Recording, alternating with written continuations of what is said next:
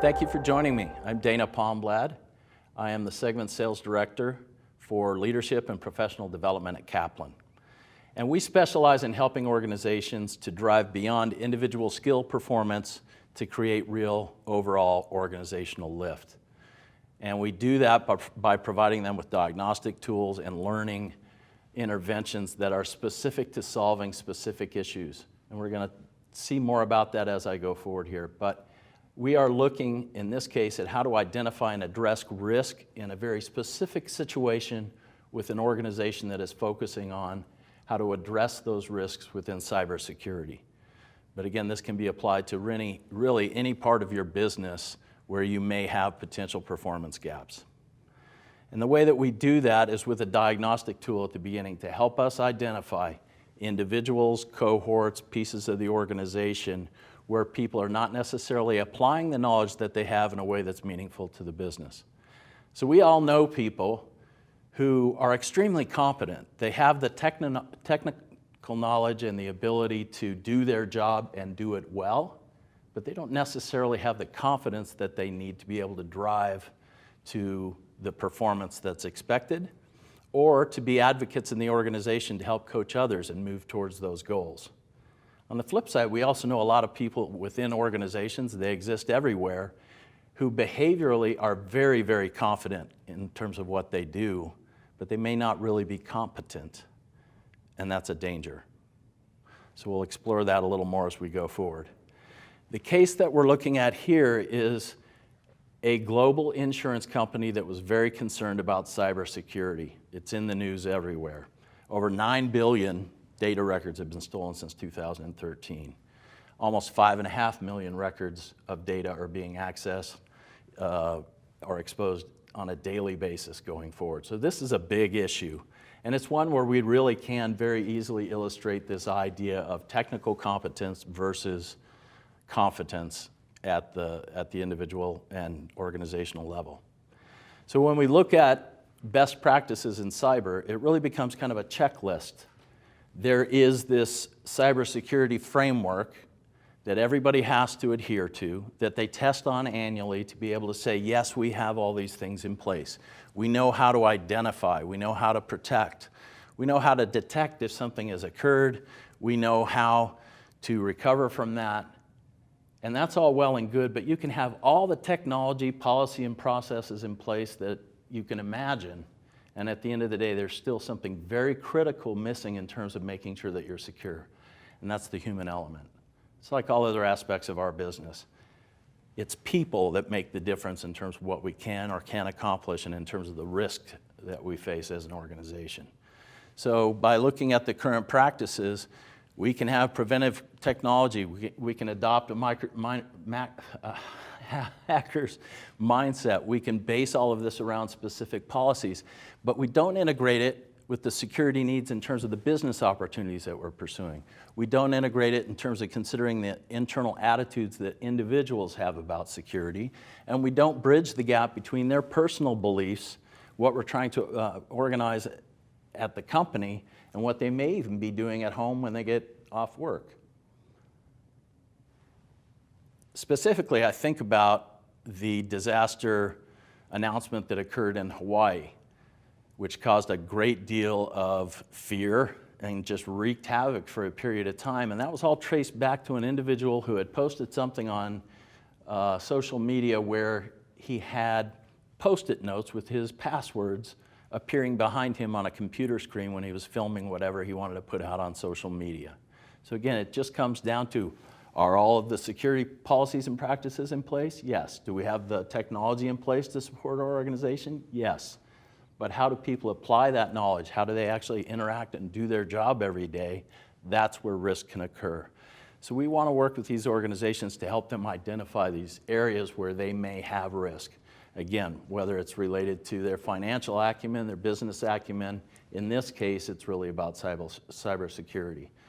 So we take a consultative approach to go through scoping, to have stakeholder interviews, to create design scenarios that will allow us to put individuals into real-world situations where they're faced with decisions that they have to make on a daily basis, and are they going to make the right decision, and how sure are they about that decision that they're about to make. We review that, obviously, go through pilot programs. It's an iterative process to get us where we need to be to make sure we're going to get the right information that we need. And then from there, we can design these learning solutions, whether it's coaching one-on-one with a manager, distance-based learning, classroom learning. We work with the organizations to design the right learning environment to help address these problems. So when we spoke to this organization, we explored what are the key drivers that are creating the concern. And of course, it always goes back to behavior, for one thing. It goes to the culture. How well aligned are the policies, procedures? How well aligned is the training with the senior leaders? What are the key business drivers that they're facing? What are the organizational priorities that are of a concern? And then most importantly, what are the risks that are currently in place given the way that we're approaching this issue? And what they told us was that there are foundational practices and policies that aren't always being followed. There's poor overall management from time to time where we have systems that are unaccounted for. We may not have proper inventory. We're giving too much autonomy to people, so there's no real accountability for the things that they may or may not be doing on a daily basis. And in some cases, there's some greenwashing going on where if you take a report within a given cohort, within a given part of the organization, the manager looks at it, sees a few things that don't look quite as pretty as they would like. They doctor it a bit, make it look better, pass it up. Maybe that happens again on another level. And eventually what you end up with is an organization that believes we have cybersecurity nailed, we have no risk, we're in great shape. But in fact, that's not the case because they have people in the organization who may be doing things that are going to put them at risk on a daily basis. So there's this threat that increases as we improve or increase our digital presence, particularly in organizations that are working globally, where there may be different cultures. We'll talk about that. And there's this cultural clash from time to time between the cybersecurity team and the rest of the business, where people feel like, look, this is really keeping me from being able to do my job properly. I'm glad that you have these policies in place, but at the end of the day, I'm not so sure they're all really that important.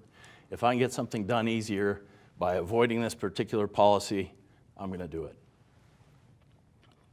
So we looked at their key drivers and the competencies that needed to be, or that underline those key drivers, from their business focus to a risk assessment to the policies and procedures themselves.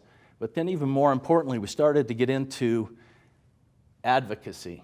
Are we giving people the ability, let's say at the end of the day at 5 o'clock when no one's around and maybe a superior walks in and tells me to do something that I know is in violation of a security policy, am I going to feel like I'm in a culture where I can speak up and say, no, that's really not a good thing for us to do?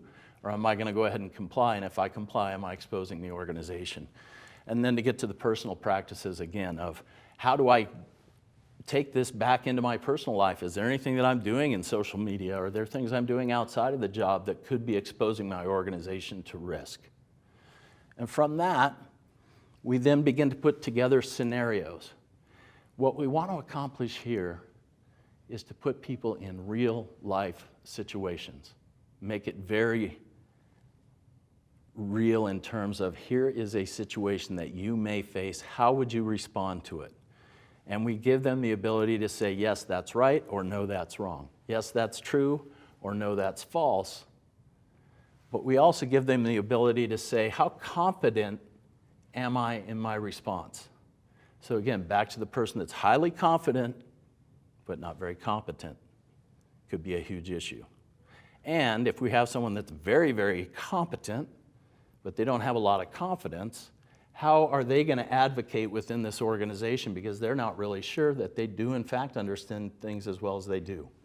So by going through this, if you look at our survey example, we give them a number of scenarios and say, in this situation, is this response or is this choice that you're making a good choice, true or false?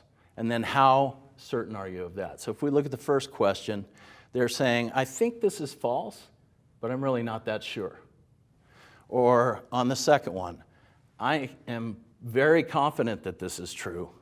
And as we compile all that information organizationally, we can then begin to look at the individuals and the different parts of the organization and identify areas where we need to take action to support better learning and, more importantly, better application of learning on the day-to-day job. So here's an example of one of the heat maps that we can create, and we can do this by, in terms of an individual. They're across the top if you look vertically down at these columns, or horizontally across, you're looking at the different topics that are being covered. And we can very easily, if you look at the top, say we've got, in terms of our assessment of risk, we have an area where we seem to have a lot of people who have the wrong answer, but are quite certain that it's the right answer.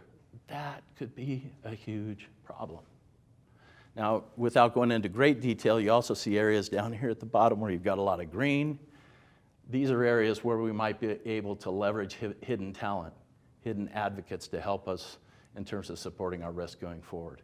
So the chart at the right just shows, high degree of confidence, right answer, green, down to high degree of confidence, wrong answer, red at the bottom.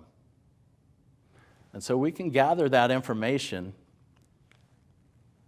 and then present individual reports that tell people, here is where you did well, here are some areas where you could improve, and by the way, click here and we'll take you out to some learning that'll help you better understand this issue.